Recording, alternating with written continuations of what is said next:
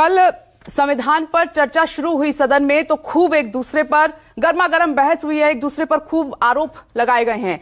लेकिन आज सबकी नजर है कि प्रधानमंत्री नरेंद्र मोदी जब बोलेंगे तो क्या बोलेंगे। राहुल गांधी भी आज बोलेंगे, क्योंकि आजकल राहुल गांधी की भी हर बात, हर लाइन खूब सुर्खियां बटोरती है।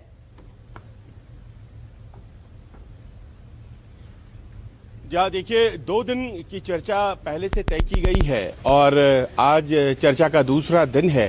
13 और 14 दिसंबर की तारीख है और आज 14 दिसंबर है और चर्चा की शुरुआत, जैसे कि आपने बताया, सत्ता पक्ष की तरफ से ही होता है। राजनाथ सिंह रक्षा मंत्री उन्होंने की और आज उसका समापन, उपसंहार कह लीजिए, वो करेंगे प्रधानमंत्री। और विपक्ष की तरफ से जो पहली वक्ता रही प्रियंका गांधी के लिए ये व्यक्तिगत तौर पर भी एक बड़ा ओकेजन था। और जब पहला भाषण उन्होंने दिया और उन्हें देखने के लिए उनके परिवार के सदस्य न केवल संसद के भीतर राहुल गांधी बल्कि दर्शक दीर्घा में भी मौजूद थे, उनके पति और उनके बच्चे सब आए हुए थे। लेकिन ज्यादा फोकस इस बात पर था कि प्रियंका गांधी आखिर जब कहती हैं पहली वक्ता के तौर पर तो वो कहती क्या है। और आज की तारीख में आप भी समझेंगे इस बात को, विपनेश के भले ही तमाम मुद्दे विपक्ष के अपने अपने अलग अलग मुद्दे हैं और इस बार तो संसद में वो दिख भी रहा है कि हर दल का अपना एक अलग मुद्दा है और मुद्दों के सवाल पर भले ही विपक्ष में एका न हो, लेकिन एक सवाल संविधान का है और संविधान का जो सवाल है वो सबों को जोड़ लेता है।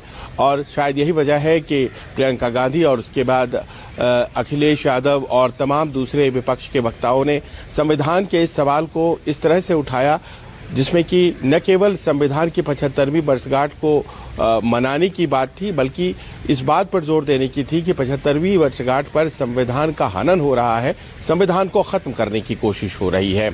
और ये एक ऐसी लाइन थी जिसको लेकर के जाहिर है कि आज जब प्रधानमंत्री बोलेंगे तो वो तमाम भ्रांतियों को, आरोपों को दूर करने की कोशिश करेंगे जी।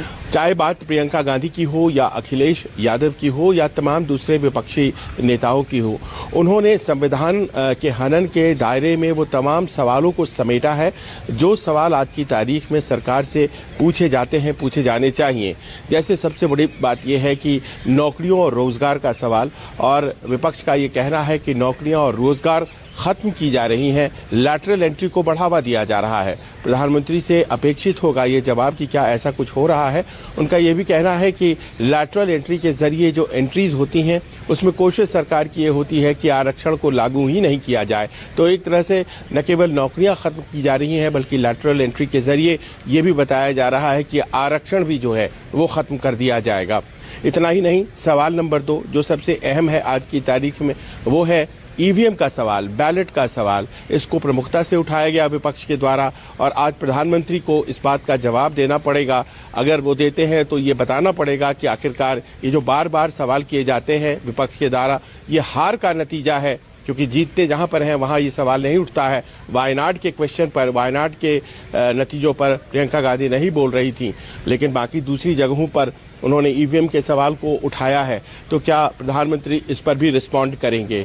और सबसे अहम जातीय जनगणना, ये एक ऐसे सवाल के तौर पर कल की डिबेट में उभरा है जिसमें कि सत्तापक्ष की तरफ से बोलते हुए राजनाथ सिंह ने कहा कि आप बताइए प्रारूप कास्ट सेंसस का, जाति जनगणना का क्या होने जा रहा है। वहीं प्रियंका गांधी और अखिलेश यादव ने कहा कि हम जब आएंगे तो हम खुद से करवा ही लेंगे जातीय जनगणना। अब सरकार प्रारूप मांग रही है, सरकार को प्रारूप खुद तय करना है या फिर सरकार को विपक्ष के प्रारूप पर जातीय जनगणना कराना है। ये तमाम ऐसे मसले हैं जो कि प्रश्न बनकर उभरे हैं और ऐसा लगता है कि आज जब राहुल गांधी बोलेंगे उस वक्त भी ये तमाम प्रश्न फिर से उठाए जाएंगे। लेकिन जवाब चूंकि प्रधानमंत्री का आना है और प्रधानमंत्री की तरफ सारी निगाहें हैं, उन्हें आज एक और कार्यक्रम में जाना है, चीफ सेक्रेटरीज की बैठक है, लेकिन उसके बाद वो यहाँ संसद में होंगे और संसद में वो तमाम सवाल जो कल से लेकर के आज तक विपक्ष के द्वारा उठाए गए हैं, संविधान के हनन का सवाल सबसे प्रमुख है, उस पर क्या प्रधानमंत्री बोलते हैं, इस पर नजरें सबों की होंगी। जी बिल्कुल संजीव, आपने सही कहा, सबकी नजर है कि प्रधानमंत्री क्या कहते हैं और राहुल गांधी क्या कहते हैं आज।